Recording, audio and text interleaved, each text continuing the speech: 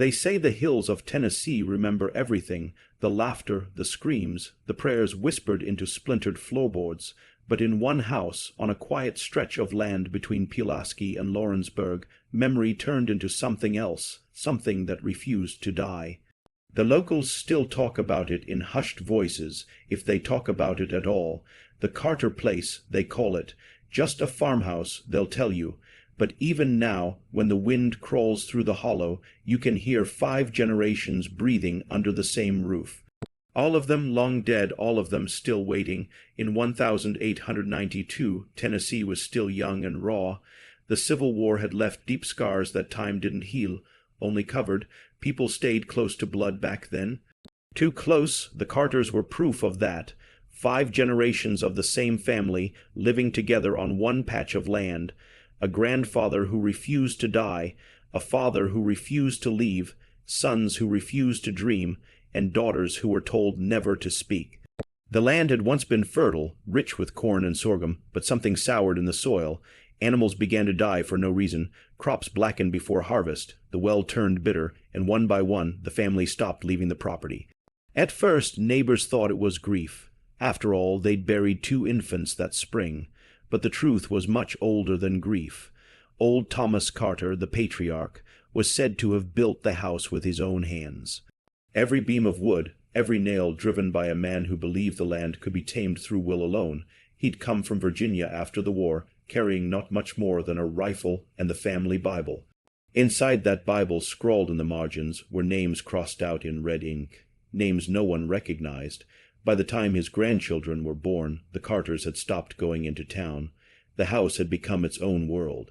A world with its own rules, no visitors, no outsiders, and no one was allowed to talk about what was buried beneath the kitchen floor. For years, travelers would pass by and swear they saw figures watching from the windows. Even in the dead of night, even when the house was supposedly empty, one man, a mail carrier, said he heard a baby crying from inside long after the last Carter child was laid in the family plot. He never went back. But the strangest part wasn't what people saw, it was what they didn't. The Carters stopped aging, at least that's how the stories go. Neighbors swore they saw the same faces decade after decade. Children who should have grown old stayed young, and old Thomas Carter, who should have been long gone, was sometimes seen standing on the porch, staring into the hills, waiting for something only he could see. They called it a curse, others called it punishment, but the truth, if you believe in such a thing, was written in a letter found years later, tucked behind a loose stone in the fireplace, a confession. Or maybe a warning. It began with 7 words, "We made a promise the earth remembered." They say that promise was made in the spring of 1834, long before the Carters built their house, long before Tennessee was even a state worth naming. Back then, the land belonged to no one, or maybe it belonged to someone everyone had forgotten. Old families didn't talk about ownership. They talked about stewardship, about keeping something quiet. The letter, now brittle and nearly illegible, was written by a woman named Eliza Carter. She was Thomas's grandmother, born in Virginia, moved west as a child, and married young to a man whose name doesn't appear in any county record. In her writing, there's a tone of both reverence and fear. She mentions a thing beneath the ground, a thing she calls the root. She doesn't describe it, not really. She says it listens when you bleed into the soil, and it remembers who you are. That's all. It was Thomas, her grandson, who took her stories literally. After the war, when the world had shattered into 2 halves, one that survived, one that didn't, he returned to her stories as if they were scripture. He dug into the same ground where she'd once poured her prayers. Some said he found bones, others whispered he found something that wasn't bone at all, something pale, smooth, and warm like living skin. The house went up that same year, 1868, on top of that exact patch of dirt. His wife, Mary, refused to sleep on the first floor. She said she heard voices beneath the planks. Thomas told her it was just the earth settling, but she stopped speaking altogether by the time their first child was born. Every generation after them carried the silence forward, like a family heirloom. Births, deaths, marriages, all took place in that house. The county had no records of the Carters in church or in court. They lived and they died, and they buried each other without a word to anyone. By 1892, there were nearly 20 people living under that roof, 5 generations, all sharing the same air, the same blood, the same slow decline. The oldest was said to be nearly 120, the youngest, a newborn who never left the cradle. None of them left the house any more, and yet every night a single lamp would burn in the window, a yellow flicker that moved from room to room as if carried by unseen hands. Travelers said the light followed them down the road. Farmers working their fields at dawn said they saw it still glowing through the fog. When a county assessor finally came out to the property to collect overdue taxes, he found the gate chained and the door nailed shut from the inside. He shouted, he waited, and then he heard footsteps. Dozens of them, all pacing slowly in perfect rhythm on the floor just beyond the door. He left without saying a word. The next morning his hair had turned completely white. He never worked another day in his life. Whatever the Carters had promised the earth, it hadn't forgotten, and now it was beginning to collect what it was owed. When the first body was found, it was already too late. A group of surveyors came through that part of Tennessee in the fall of 1893. They were mapping property lines, trying to modernize the county records. The Carter house was listed as vacant, though no one could agree on when it had become so. The surveyors didn't mean to stop there. It wasn't even on their route, but one of them swore he saw a lantern burning in the window. The same faint light others had seen years before. When they forced the door open, they said the smell hit them first. Not rot, not exactly. Something older. Damp wood and iron, and something that reminded them of blood that had long since dried. The house was silent but warm, too warm, as if someone had just left the room. They found the Carters in the cellar, 5 generations gathered around a pit dug into the dirt floor. The bodies hadn't decayed like they should have. Their skin was gray, their eyes blackened, but there was no sign of insects, no sign of time at all. Some of them looked asleep, sitting upright in chairs arranged in a circle, and at the center of that circle was the cradle. Inside was not a child. What lay there was small, white, and knotted like roots pulled from the earth. But beneath that pale tangle was something shaped like a face. The surveyors didn't stay long enough to see more. One of them went mad on the spot, clawing at his eyes, screaming that the thing was breathing. The others dragged him out, sealed the cellar, and never spoke of it again. The sheriff, who arrived 2 days later, wrote only one line in his report: house condemned, contents unholy. The rest of the paperwork vanished. Even the county map from that year skips over the property completely, as though the land itself refused to acknowledge what had been built on it. But there are details that leaked through, passed down quietly by descendants of those surveyors. They say that when the sheriff sealed the door, he could still hear whispers from inside, a woman's voice saying, "We kept our promise." The house stood for another 40 years before it collapsed in a storm. No one rebuilt, but the ground remained soft there. Like something underneath it kept moving. Farmers who tried to plow the field said their horses refused to go near it. Children who wandered too close said they felt hands beneath the soil. Even today, the land is empty. The trees grow twisted, leaning toward where the house once stood. At night, you can still see the faint outline of the foundation in the moonlight, and if you stand there long enough, you might feel a vibration under your feet. Like the earth breathing, like it's remembering, there's one photograph, only one, faded to near invisibility, but if you look long enough, your eyes start to adjust. It was taken around 1891, before the collapse, before the final silence. The Carters stand in front of the house, lined up in perfect symmetry. 20 faces, no smiles. Every set of eyes turned toward the camera except for one, the eldest woman, seated in the middle. Her head is tilted, just slightly, as if she's listening to something behind the lens. People who have seen the photograph say there's a shadow behind her, not a trick of the light, not a flaw in the plate.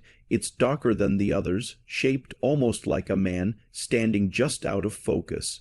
When the image is enlarged, you can make out what looks like a hand resting on her shoulder, but no one in the family is standing there. That photograph was found in the county archives in 1932, misfiled between property tax receipts. And on the back, written in a delicate, trembling hand, are 3 words, "We are still." That discovery reignited local whispers about the Carter place. Journalists from Nashville and Memphis tried to find the remains of the house, but nature had already swallowed it whole.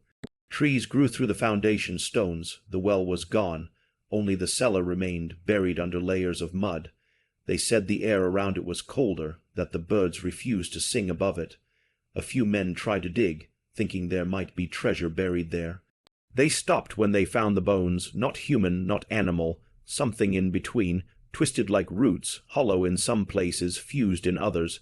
One man brought a piece home. His wife burned it the next morning after it began to move on its own. The county sealed the land for good in 1940. No trespassing, no excavation.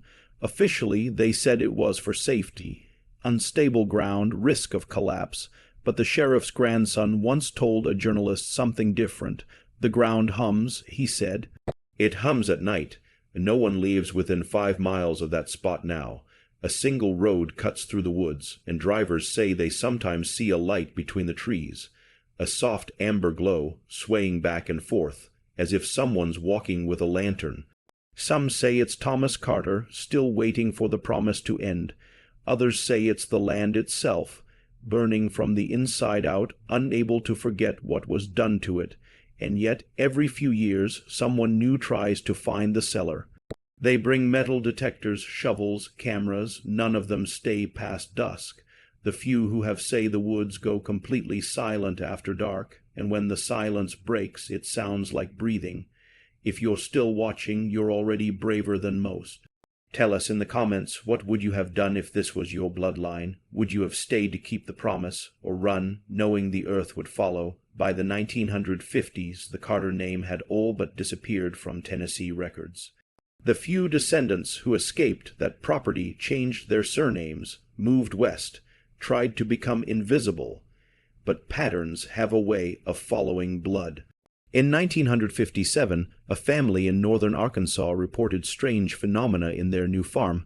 How? Subjects moving on their own, soil bleeding up through the cracks in the floorboards, whispering from beneath the foundation.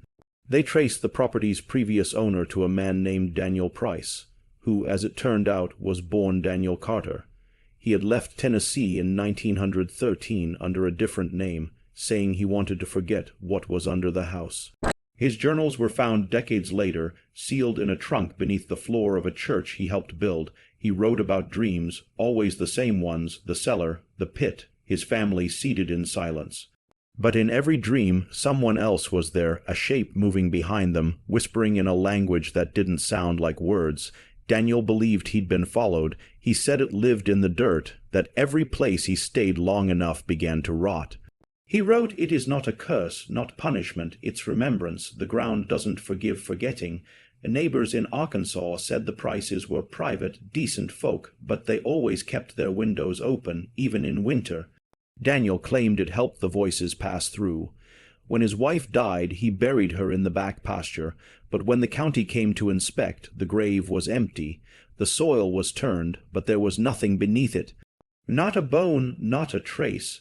By 1961, the farmhouse was abandoned. The next family who moved in lasted only 3 months. They reported knocking from the floor every night, steady and rhythmic, like footsteps. When they tore up the boards, they found old nails, bent and rusted, arranged into symbols no one could recognize. A priest came to bless the property. He lasted 20 minutes before running out the door, pale as paper. He refused to explain what he saw, only saying it wasn't human. The land was condemned again. 2 counties in 2 states now bound by the same invisible thread, the same hum beneath the earth. In 1984, when the state planned to run a new highway through the area, construction crews uncovered a series of shallow pits filled with bones, not animal, not quite human either. The site was quietly covered up, the project redirected. But the workers, 5 men in total, all quit within a week. 2 of them later went missing. The others refused to talk. Some locals think the Carters were never meant to die, that they became part of the soil itself, absorbed by the very thing they'd once promised to feed. Others think they were just the first to hear what the rest of us ignore, the sound of the ground remembering our weight, and if you stand still long enough, they say, you'll hear it too. By the 1990s, the Carter legend had mutated into folklore, something children whispered about during storms, something teenagers dared each other to seek. The old maps that once marked the property were burned, redacted, or lost to time. But stories, unlike land deeds, never really die. They burrow, they wait. A small team of amateur historians from the University of Tennessee decided to investigate. They'd heard the tales. 5 generations buried alive, unholy rites, the hum of the earth. But they wanted proof. They brought cameras, recorders, soil testing kits. They expected superstition. What they found, they never published. Their audio survived, though, passed quietly from hand to hand, a digital ghost. On the first tape, you can hear them laughing, trudging through the woods. Then the laughter fades. Someone says, the compass isn't working. Another voice answers, then how's the ground moving? At the 30-minute mark, the wind picks up. Then the sound of whispering, faint, layered, like dozens of voices speaking at once, rising from below. One of the researchers asks, do you hear that? The tape cuts out. The group never came back. The university disavowed the trip entirely. But one of their cars was later found parked on a logging road, its engine still warm, its trunk filled with jars of soil. Inside the jars were small, pale fragments, thread-like, organic. When analyzed, the samples didn't match any known plant or animal. The report vanished within weeks. Locals say the woods grew quieter after that. Birds stopped nesting there. Hunters said the deer wouldn't cross the boundary line. Some nights, faint lights shimmer beneath the ground, pale and slow, moving like veins glowing from underneath the soil. Around that same time, the Carter name appeared again, this time on a gravestone in Pulaski. A man named Jonathan Carter died 1994. No birth record, no relatives. His grave has sunk several inches into the ground, more than any others nearby, as if something beneath it is pulling him down. There's a story that a preacher tried to bless that grave. As he read from his Bible, the ground beneath him began to tremble. He said later it wasn't an earthquake. It was breathing, a deep, steady rhythm that matched his heartbeat until it didn't. The preacher left Tennessee that same night and never returned. Sometimes I wonder if the Carters ever wanted to escape. Maybe the house wasn't a prison at all. Maybe it was a vessel. Maybe 5 generations under one roof wasn't a curse, but a covenant, one that kept something ancient and hungry from spreading beyond their land. And when that roof finally fell, whatever they'd held beneath it was set free.